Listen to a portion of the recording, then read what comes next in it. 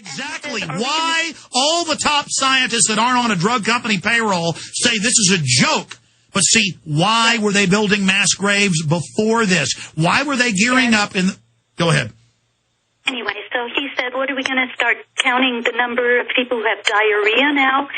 So he thinks we really need to calm down.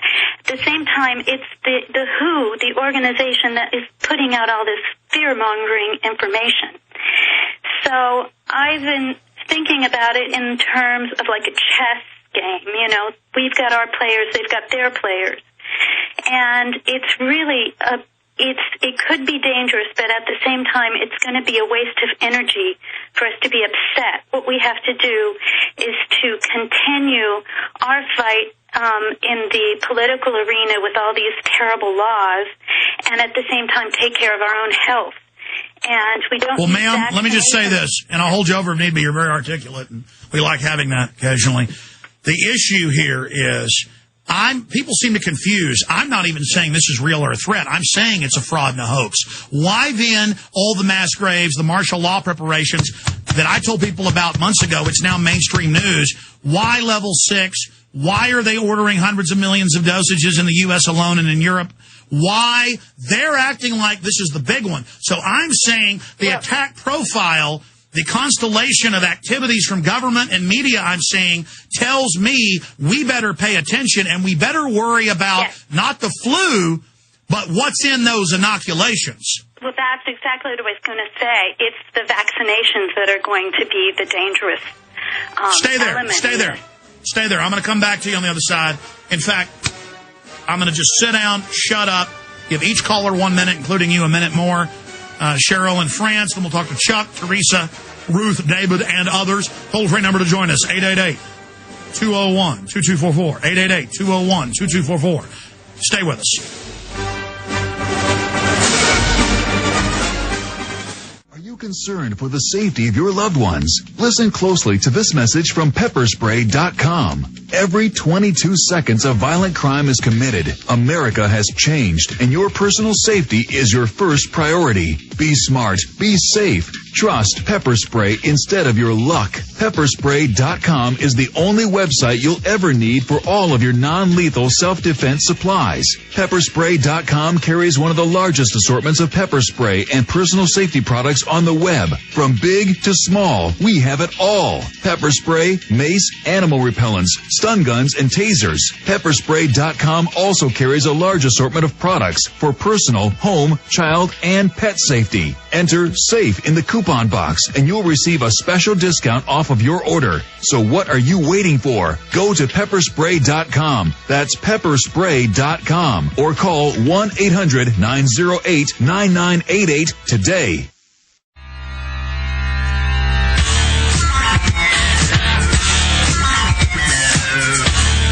Monday through Friday from 11 a.m. to 3 p.m. Central Time, I got a live radio show. Come back Sundays 4 to 6 p.m. abbreviated transmission.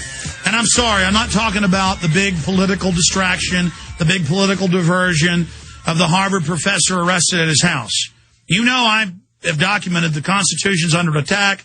Many police forces are arrogant and out of control. But I know a lot of white guys. In fact, I know one of them this week that got arrested similarly in Round Rock, smarting off to cops, asking questions to him in his front yard. I know somebody else got arrested, smart-mouthing a cop just a little bit at a traffic stop. And they just arrest you now, folks. They just taser you now if you look at them crosswise. And it's this huge distraction now, and it energizes racial divisions. Last night I watched Bill Maher on HBO while I was running on the treadmill. Got home at 11 p.m., short Saturday work day. Went in there and hit it for about an hour. And just watch that little bastard. I could do an entire show just on the way he twisted and reaffirmed the left-right paradigm and hyped up race in the name of fighting racism. They want us all fighting with each other while the bankers rule over us. And so that's why they love this issue with the cops and the black professor. I think the cops were spoiled brats, and I think the guy was a spoiled brat.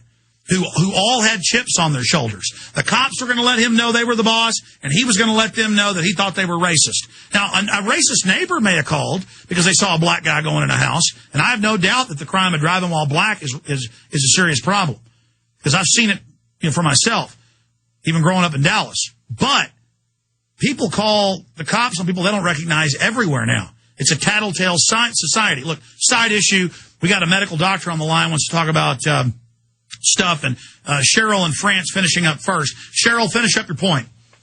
Okay, my point is that we have to stay focused. I have a friend who was in the Iraq War, and he was a paramedic, and the doctor said, don't waste your time with those people. Just keep helping and working, and I'll tell you when to stop. Triage. When there's no more hope. So we have to have a plan of action. We have to convince everyone we know not to take the vaccination. And if somebody doesn't want to hear it, they don't want to know about it, we can't waste our time with them. We just have to move on and convince others. And we have to also have a line of defense, and that's our own health. We have to keep our own health up. So that means our rest, eating properly, healthy food, water, having a water system, not drinking the water that comes out of the tap, especially when people are going to be sick. That recycles through the city water system. So we have to have, at the same time, our health kept up and our line of action. And maybe we will see terrible things, but we can't freak out. We've got to stay focused. That's my point. I hear you, and God bless you. You made some great points. It's just, as a father, as a radio broadcaster, I think one reason I have success is I'm real. And a lot of times I fundamentally get upset and just rage against the machine. I just want to throw my weight against it. It's so obvious. It's so ridiculous. I used the analogy earlier of being in a car. And you're not driving. Somebody else is driving, and you're going 120 miles an hour through windy roads, and you just know they're going to slide off the road. You just know they're going to wreck. And then you feel the car start sliding, and you know you're going to wreck, and you look at the idiot, and they're laughing. And then it's like Groundhog Day. It just happens over and over and over again. And my God, in 76, it was the swine flu vaccine that killed the people. In fact, I'm going to play a little clip of that in a moment. But right now, let's go to David in Texas. David, you're on the air. Hey, Alex, thanks for having me on. We've had 2 cases of swine flu documented by Culture in our office, and these people were both not seriously ill. They felt bad for a day, had a terrible cough, had a headache, had some fever. By the time they got to see me, they were really in pretty good shape, and a lot of people wouldn't have even suspicioned that they had flu. We checked them for flu. They had that. We sent the cultures off to the state lab, and sure enough, they had the swine flu. No harm, no foul with this disease. In order for thousands or hundreds of thousands of people to be seriously affected, it's going to have to mutate. It's going to have to change.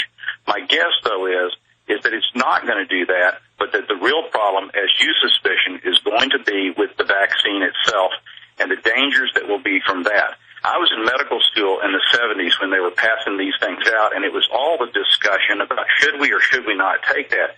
Most of my friends did not take the swine flu vaccine because they were afraid to take it.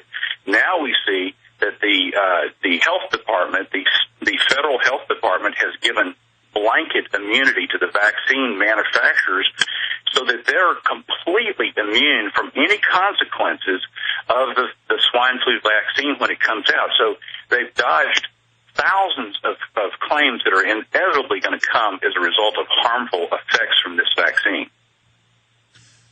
Yeah, when the federal government comes out and starts mandating it, then the vaccine damage fund kicks in, as you know. And so you're saying, as a medical doctor, though, you've seen 2 cases in your office, that it's a mild flu. That's what all the other doctor reports say. I've talked to people at high levels in the state. I was given a secret document that we were really going to level 6 back in April. People laughed at me. They wouldn't even call the numbers on the secret document. It was a real document. That's now confirmed that we were under level 6. We know that the swine flu killed thousands of people, the swine flu vaccine in 76. I'm asking you as a medical doctor, looking at all these pieces, and back in March, I had the emergency managers on and reporters on, and I have an FBI source and a federal marshal source saying, look for some flu hype coming up in the fall So I started getting on air. Then they pre-hyped it in April, kind of priming the pump. Clearly, this is organized and engineered as a hoax. The question is there teeth to this? Or is there some mutagen that's going to be in the vaccine? I don't know. But looking at it, it's really freaking me out. What do you say to that? I think that you have to look to the deeper reasons of why all of the hype, why the panic. And it could well be used for multiple reasons. It could just be money. It could just be funneling billions of dollars to vaccine manufacturers. But I think they're just willing, they're willing participants in this because of the money. And the real deeper reason is for control.